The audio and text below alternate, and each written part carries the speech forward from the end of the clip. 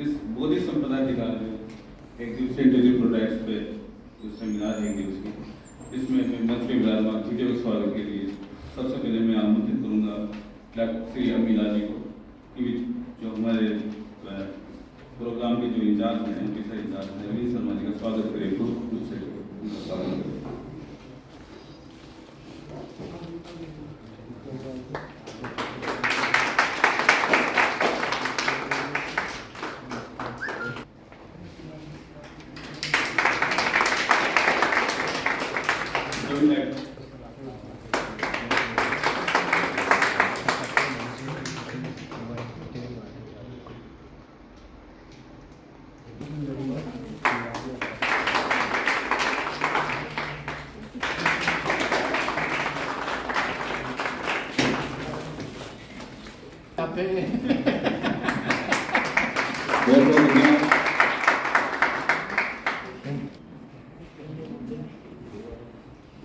पुष्प के स्वागत करें।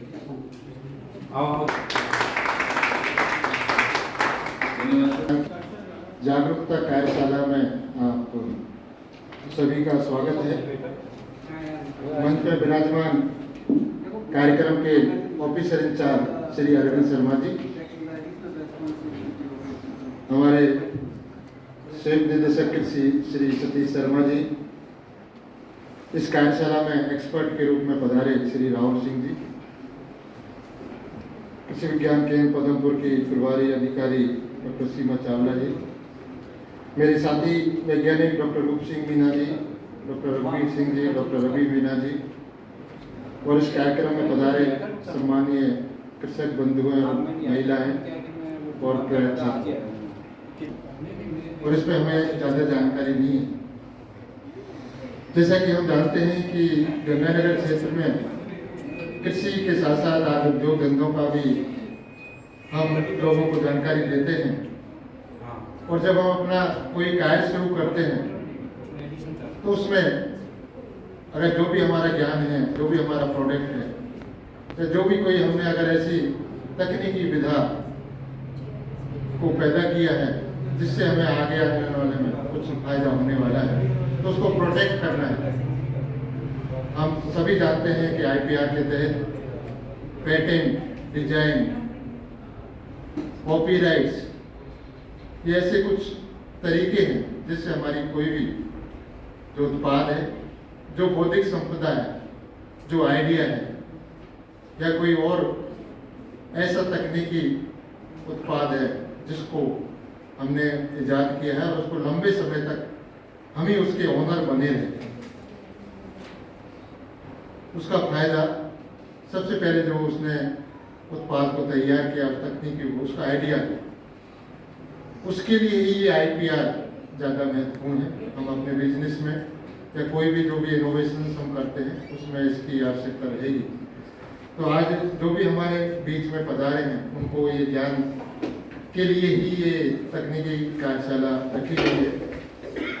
इस तकनीकी कार्यशाला में हम आभारी हैं श्री अरविंद शर्मा जी के, प्रभारी अधिकारी हैं इस MSME के और इस प्रोग्राम के। इनसे हमारा संपर्क हुआ और उन्होंने अपना एक प्रोग्राम बताया कि ये हमारा एक प्रस्ताव है, और हमने इसको सहर्ष एग्री किया कि सर हमारे यहाँ इसकी ज़रूरत है, और हम विद्यार्थियों के साथ साथ जो हमारे नवाचारी कृषक बंधु हैं उनको भी ये तकनीकी ज्ञान होना आवश्यक है। तो मैं आशा रखता हूँ कि जो तकनीकी ज्ञान हमें मिलेगा और जो आईपीआर उसके बारे में इस कार्यशाला में बताया जाएगा तो वो हमें जरूर ही लाभप्रद रहेगा और हमारे क्षेत्र के किसान उससे लाभान्वित रहेंगे। मैं ऐसी आशा रखता हूँ कि आगे भी इस कड़ी में अगर इनसे हमारा संपर्क बना रहेगा तो आगे भी जो भी हमारे एंटरप्रेन्योर फार्मर्स हैं, स्टूडेंट्स हैं, या जो भी कोई नवाचारी उद्योगपति है, अगर वो ऐसा कार्य करता है तो इनके माध्यम से उसमें आईपीआर के तहत जो भी तकनीकी विधाएं हमें ज़रूरत होती है, उसको कैसे पेटेंट लेते हैं, उसको पेटेंट डिजाइन कैसे बनाते हैं, कॉपीराइट कैसे करेंगे उसका, और उसको क्या जो व्यापारिक में लाभ कैसे ले सकता हूँ, उस पर जानकारी के लिए हम इसमें लाभान्वित होंगे। तो आप सभी का एक बार जो मंच पे बैठे हैं उनका सबका स्वागत है कृषि अनुसंधान केंद्र और कृषि महाविद्यालय की तरफ से, और मैं आशा रखता हूँ कि आने वाले समय में हम इस पर और भी कोई कार्यक्रम MSC के साथ मिलकर करेंगे। एक बार आप पुनिका सभी का धन्यवाद और स्वागत है। जैसे कि आपने कहा, निश्चित ही ये जो एग्रीकल्चर प्रॉपर्टी राइट्स में जो आप सेमिनार है हमारे लिए भी नयापन है और किसानों के लिए तो जरूर ये नयापन है कि आज पहली बार इस सब्जेक्ट में कोई सेमिनार हो रहा है और उससे हम सभी लाभान्वित होंगे। तो इसी कड़ी में आदत करूँगा ऑफिसर इंचार्ज श्री अरविंद सिंह से कि सर आप आए और इस प्रोग्राम के बारे में व्यक्त करो।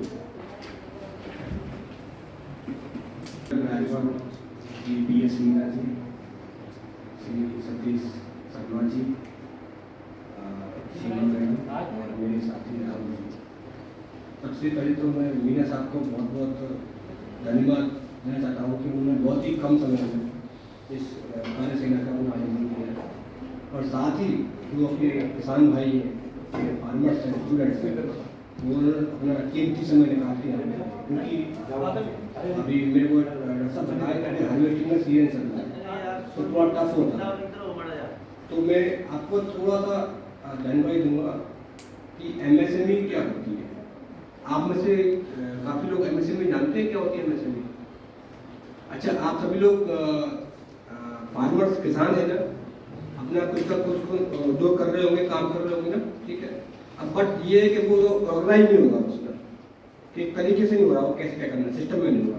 अच्छा, इसमें से काफ़ी लोग मेरे को जानते होंगे, शायद मेरे ख्याल से बाई फोन बात होती होगी मेरे ख्याल से, कभी शक्ल नहीं दिखी हुई। तो आपने सौभाग्य है कि आपसे मेरा मुलाकात भी हो गई, ठीक है। तो बेसिकली क्या है, भारत सरकार के अंदर जो हमारा MSME ऑफिस है, इसको बोलते हैं सूक्ष्म लघु उद्यम मध्यम मंत्रालय। जैसे कि आप जानते हैं अच्छा मंत्रालय होता है, स्वास्थ्य मंत्रालय होता है, फाइनेंस मंत्रालय होता है, ऐसी एक मिनिस्ट्री है जो अंतर्गत आपने क्या कहते हैं PMO के अंदर काम करती है। इसको जो भी दिशा निर्देश हमारे PMO ऑफिस से मिलता है, हम उसको कोशिश करते हैं फॉलो करने का, ठीक है। तो इसमें मैं ज़्यादा समय नहीं लूँगा क्योंकि समय का थोड़ा सा अभाव है। तो बेसिकली अपन MSME क्या करती है कि MSME जैसे आप लोग काफ़ी लोग नवाचार कर रहे हो, बहुत कुछ बच्चे पढ़ भी रहे होंगे, कुछ लोग धंधा लगा रहे हैं, तो उसमें क्या होता है, दो चीज़ चाहिए होती है। एक तो आपको रुपया चाहिए, ठीक है, एक आपको चाहिए मशीनरी चाहिए, प्लान मशीनरी। आप सब कुछ आपके पास आता है लेकिन आपके पास पैसा भी नहीं है, जानकारी भी नहीं है और आपके पास प्लान मशीनरी भी नहीं है। तो MSME के अंदर क्या आता है, हम लोग तरह तरह की ट्रेनिंग्स कराते हैं। तो उसमें जो गवर्नमेंट, चाहे सेंट्रल गवर्नमेंट की हो चाहे स्टेट गवर्नमेंट की हो, तो उसमें स्कीम्स क्या है, सब्सिडी क्या है, तो वो उसमें आपको पूरी जानकारी मिलती है उसमें।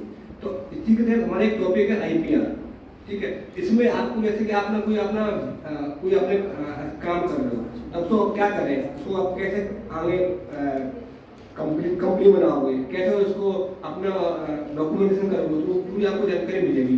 जब आप कंपनी बनाओगे जब काम कर पाओगे, ठीक है। तो वो मेरा सब्जेक्ट थोड़ा सा है नहीं, वो इसके लिए एक्सपर्ट मैं राहुल जी बताएंगे उसको। तो बस मैं आपसे यही कह रहा हूँ, जो आपको जो समय दिया आपने 1 घंटे 2 घंटे, तो आप इसको ध्यान से सुनिए, आप विश्वास कीजिए। ये प्रोग्राम हमेशा गवर्नमेंट स्पॉन्सर करती है और मैं आपसे एक बात करके जा रहा हूँ।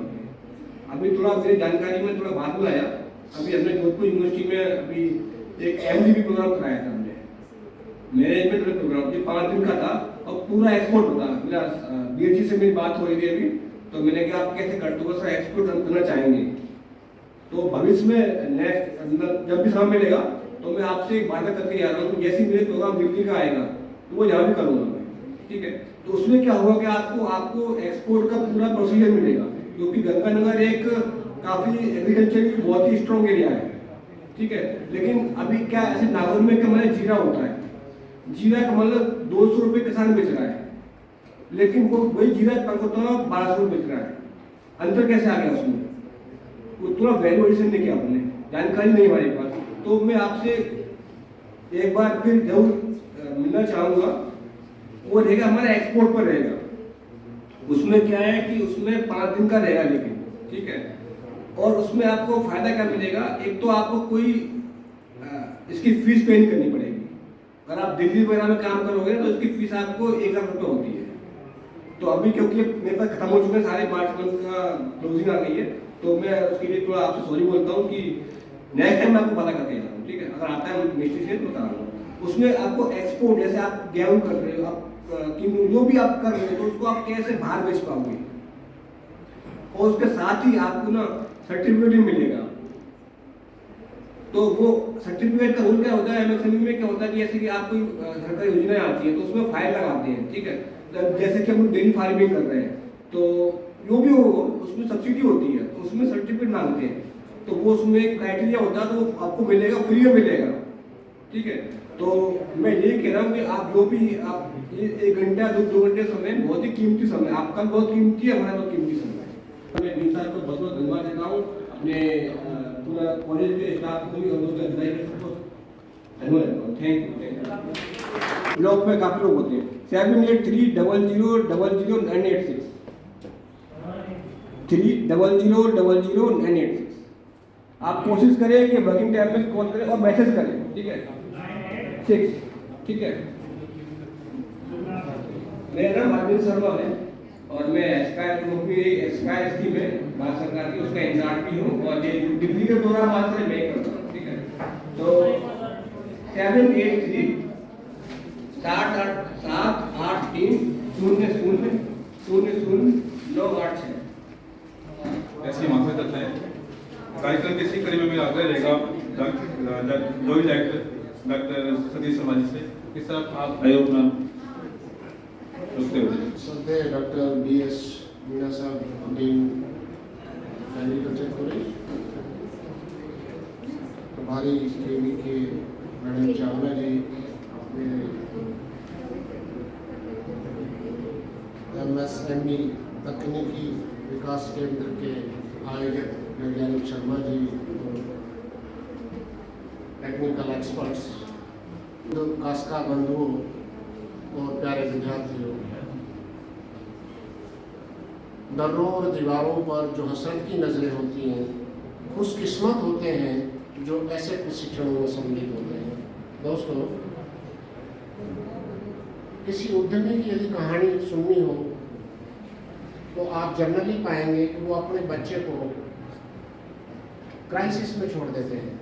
मैंने एक कहानी पढ़ी कि वो जो उद्योगपति था वो बच्चे को 1 महीने का खर्चा और किराया दे करके ट्रेन की टिकट बुक करा करके उसको भेज देता था और वो कहता था महीने या 6 महीने बाद आपको लौटना है।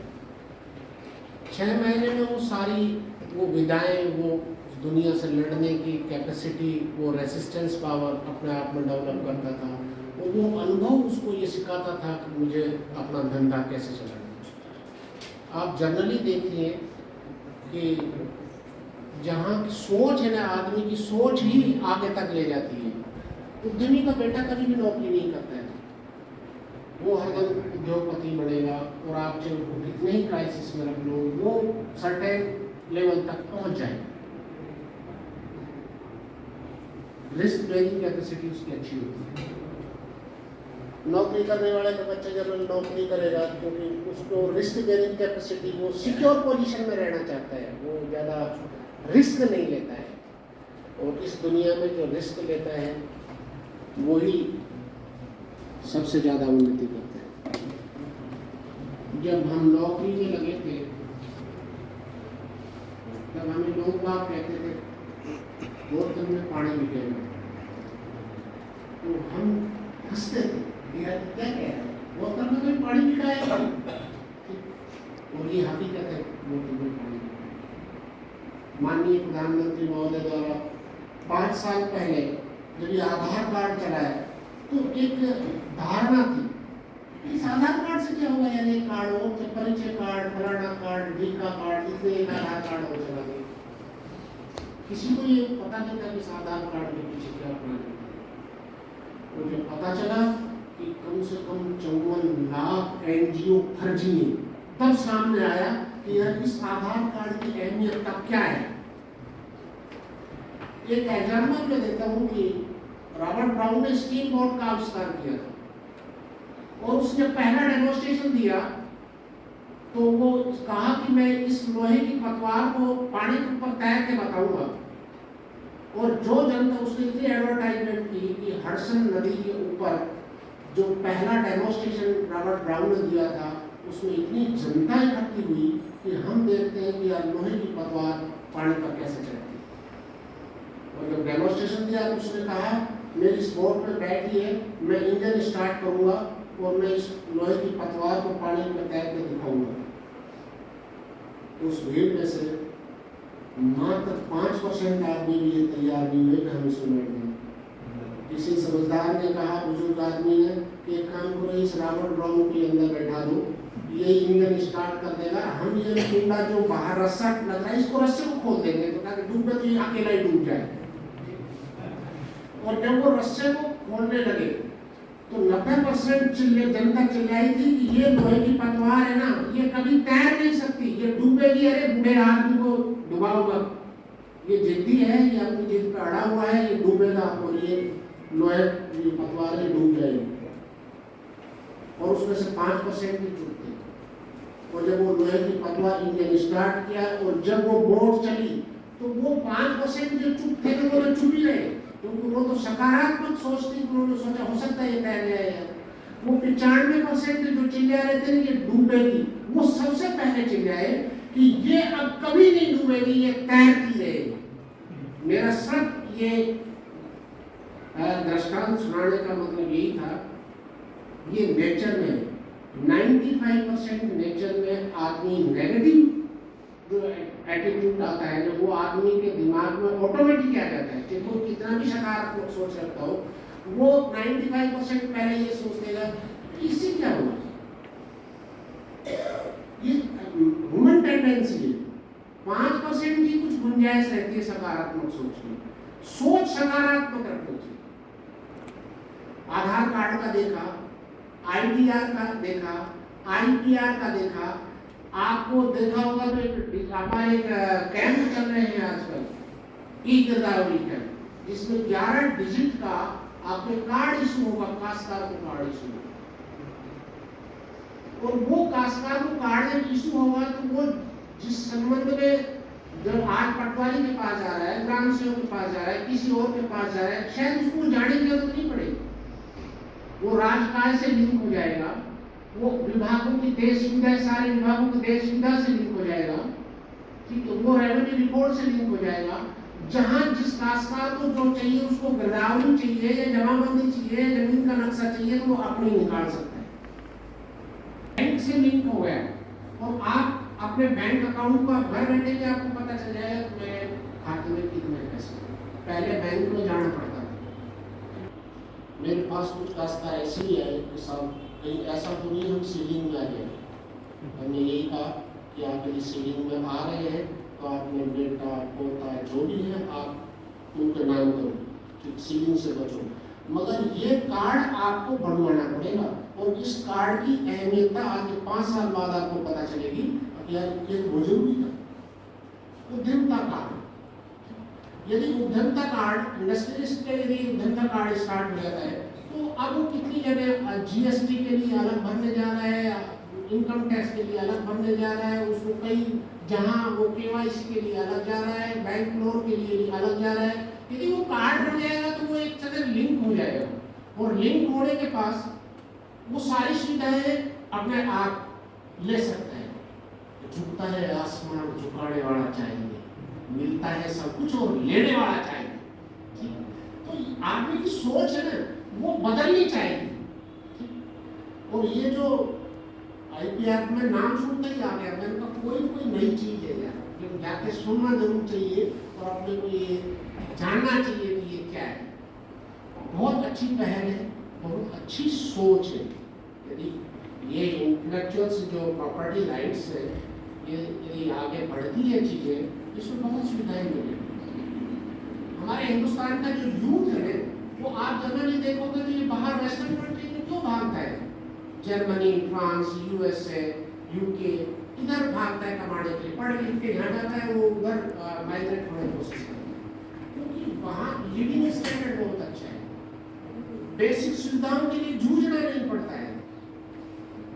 और वो सुविधाएं आज से 10 साल बाद हिंदुस्तान में भी होगी। हिंदुस्तान के बदलते पॉलिटिक्स में आप 10 साल बाद देखना ये मोमेंट नहीं है कि ये इतनी सुविधाएं हो जाएंगी कि वो जो वेस्टर्न कल्चर में जो सुविधाएं दिख रही है ना, वो उनको इतना जूझना नहीं पड़ता है, सब कुछ उनके हाथ में रहता है, उनके मोबाइल में सब कुछ रहता है, जो सुविधा चाहे वो अपने कंप्यूटर पे ला सकता है। नहीं जाए और सिर्फ अपने घर बैठे सब कुछ मालूम कर ले, जैसे गूगल में मालूम कर लेते हैं। आजकल तो गूगल वाला भी बहुत अच्छी सुविधाएं देते हैं, ठीक है। और सोशल मीडिया पे जनरली हम लोग थोड़ा सा विश्वास इसलिए नहीं करते कि फेक न्यूज़ नहीं है। सोच रखें। मैं शुक्रिया अदा करूँगा कि मीन साहब ने मुझे याद किया, मुझे आपसे रूबरू होने का मौका दिया। इन्हीं चंद शब्दों के साथ मैं ज़्यादा समय नहीं देते हुए आपको ध्यान देता हूँ। Thank you.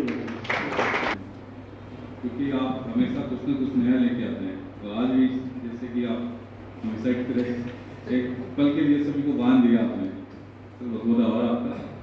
मैं आदर करूँगा डॉक्टर सीमा चावला के इंचार्ज। विराजमान आज के इस कार्यक्रम के आयोजक कृषि महाविद्यालय है, साथ में शिरकत कर रहे हैं हमारे कृषि विभाग से हमारे निदेशक महोदय तीज सर, साथ में हमारे आज के इस कार्यक्रम के जो स्पॉन्सर्स हैं, जो कि आपके मुख्य वक्ता हैं, वो हैं MSME से बताए हुए अरविंद जी और राहुल जी, और साथ में मेरे साथी हैं ARS और रवि जी और कॉलेज के जो स्टाफ हैं, अधिकतर किसान भी परिचित हैं। तो ये जो कार्यक्रम है, इसका जैसा भी सर भी कह रहे थे, मुझे भी बड़ा आज ये बात आई। ऐसा ही कार्यक्रम कृषि विज्ञान केंद्र पर हमने भी किसानों के लिए पहले भी आयोजित किया है, और अभी बात तो हो रही थी इनसे कि और भी इस तरह की अवेयरनेस आनी जरूरी है। और सच में ये अगर इसका टाइटल देखा जाए, इसका टाइटल है अवेयरनेस प्रोग्राम, यानी कि अभी तक लोगों को, मेरे ख्याल से यहाँ जितने भी लोग बैठे हैं इंक्लूडिंग मी, मेरे साथ में समेत ज़्यादातर लोगों को एक कॉन्सेप्ट नहीं है कि IPL है क्या, है ना, और कृषि के संदर्भ में IPL क्या है। तो आज इस चर्चा पे इसमें हम लोग शामिल हुए हैं, आप सब किसान भाई आए हैं, और बहुत अच्छा लग रहा है कि किसान महिलाएं भी जुड़ी हुई। एक कृषि वैज्ञानिक होने के नाते, मैं महिला वैज्ञानिक हूँ, तो मेरे भी एक वो रहता है कि महिलाएं भी इस ज्ञान को, इसको अर्जित कर इसका लाभ उठाएं।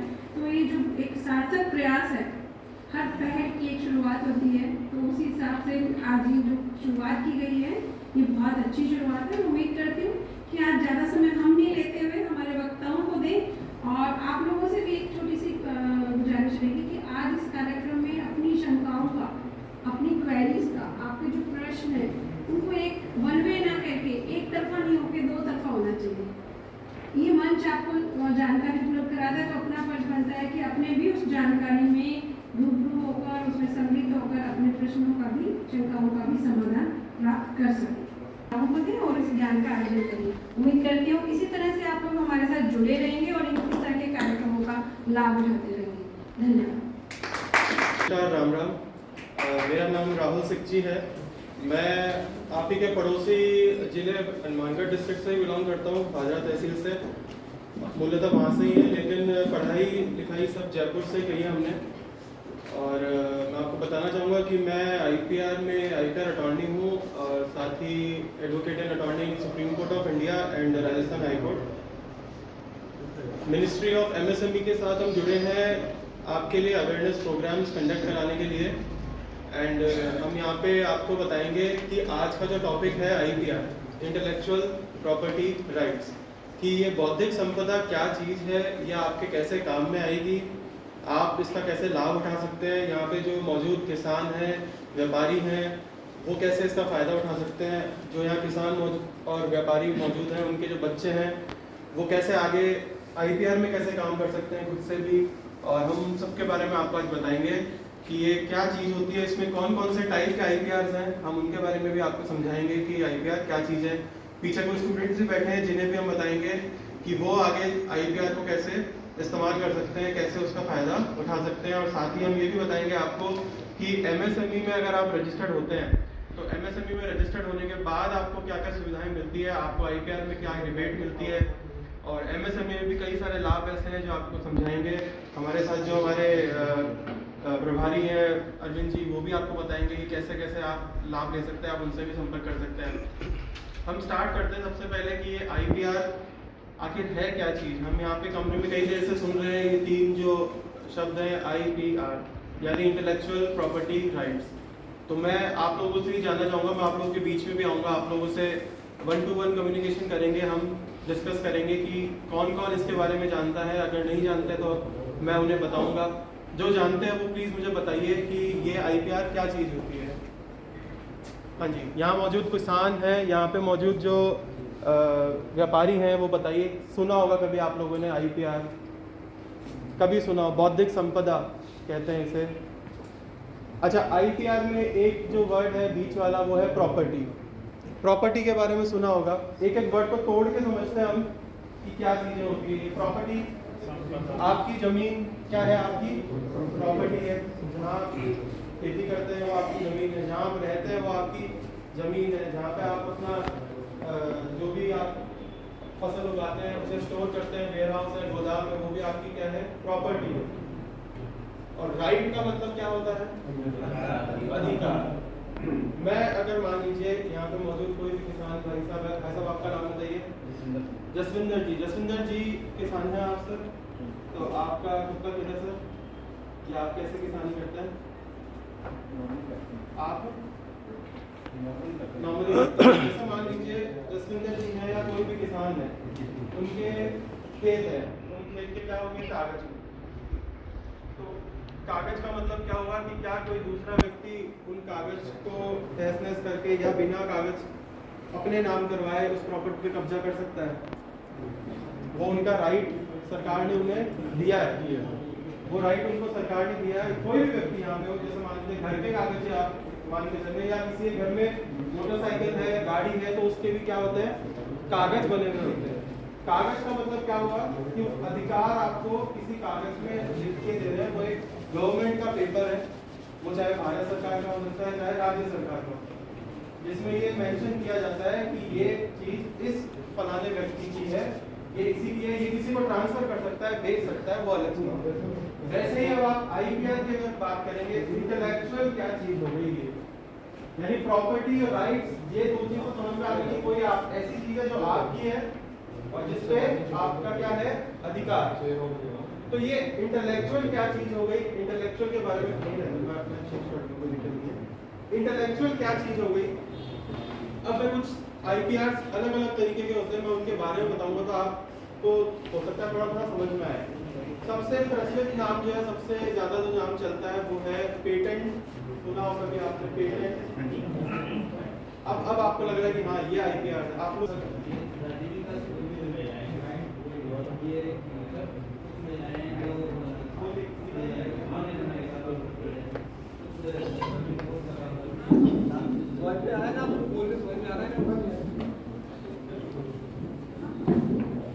कि अगर कोई आप खाद लेने जाते हैं या कोई केमिकल लेने जाते हैं जिसका छिड़काव आपको आपकी फसल पे करना है, तो आप दुकान पे जाके क्या बोलते हैं कि वो केमिकल चाहिए, तो उस केमिकल का टेक्निकल नेम तो हमें मालूम नहीं, या तो आप बोलते हैं कि इस फसल के लिए मुझे वो केमिकल चाहिए, तो दुकानदार अपने आप दे देता है। या फिर आप क्या कहते हैं जाके कि मुझे जो भी XYZ ब्रांड है, कोई भी ब्रांड है, मार्का है, तो आप डायरेक्टली उस कंपनी का नाम बोलते हैं, या कोई ऐसा नाम फेमस हो जाता है। हम रोज सुबह उठते ही मंजन करते हैं, तो कोलगेट है, क्लोजअप है, बहुत सारे ब्रांड है, हम टूथपेस्ट तो बोलते नहीं है, सीधा उस ब्रांड का नाम बोलते हैं। अगर मोबाइल चलाते हैं तो मोबाइल पे भी सीधा उस ब्रांड का नाम बोलते हैं। यानी जो मार्क है, जो एक छाप पड़ गई उस चीज की, किसी भी नाम की, या फिर हम बात करें किसी भी लोगो की, हम देखते हैं कोई भी लोगो है तो उसको देख के समझ में आ जाता है कि ये क्या चीज है। जैसे आप यहाँ देखेंगे तो ये लोगो बना हुआ है, तो इससे क्या समझ में आ रहा है कि किसानी से रिलेटेड कुछ चीज है, विश्वविद्यालय का जो लोगो बना हुआ है। यानी आप किसी भी चीज के देख के आप उसकी पहचान कर सकते हैं। और आपने सुना होगा कॉपीराइट के बारे में, जो स्टूडेंट्स बैठे हैं उन्होंने सुना होगा। आप कभी कोई किताब देखते हो तो उस किताब का पहला या दूसरा पन्ना खोलते ही पब्लिशर, लेखक, उसके बारे में लिखा जाता है कि इस किताब के लेखक का नाम क्या है, इसके ऑथर का नाम क्या है, और वहाँ ये भी लिखा जाता है कि इस किताब को किसने पब्लिश किया, पब्लिशिंग हाउस, पब्लिशिंग कंपनी जो भी होती है। तो एक आपने देखा होगा C बना हुआ होता है, C, लेटर C ऐसे बोलने के अंदर, उसका मतलब क्या होता है, कॉपीराइट। ये भी क्या है, एक IPR। यानी हमने देखा ट्रेडमार्क क्या है, कॉपीराइट क्या है, पेटेंट क्या होता है। पेटेंट हम बेसिक डिस्कस करेंगे, फिर डिस्कस करेंगे इसमें आगे कि कैसे हम इसको रजिस्टर कैसे कर सकते हैं, उसके बारे में बताएंगे, डॉक्यूमेंट्स क्या लगते हैं उसके बारे में बताएंगे आपको। पेटेंट कोई भी नया आविष्कार। आजकल एग्रीकल्चर की बात करें तो हम जैसे डिस्कस करते हैं कई बार ऐसे कि जो नई जनरेशन आ रही है, वो नई जनरेशन खेतों में काम करने के बजाय वो नई टेक्निक्स का आविष्कार कर रही है।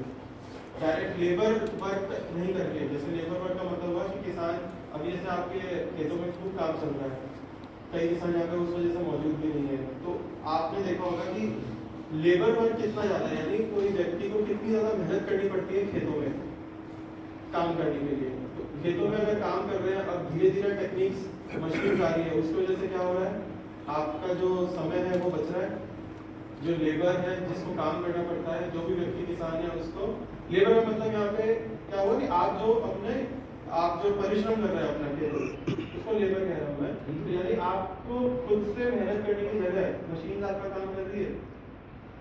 तो मशीन का आविष्कार भी किसी ने किया होगा, कोई केमिकल ऐसा है जिसकी वजह से कीड़े मर जाते हो, या कोई ऐसा केमिकल या ऐसी कोई टेक्निक हो जिसका किसी ने आविष्कार किया हो, तो उसने उसका क्या कराया होगा, पेटेंट कराया होगा। पेटेंट का मतलब होता है कि ऐसी कोई चीज जिसको कोई दूसरा व्यक्ति यूज नहीं कर पाए, वो उसी के नाम से ही मार्केट में पहचानी जाए।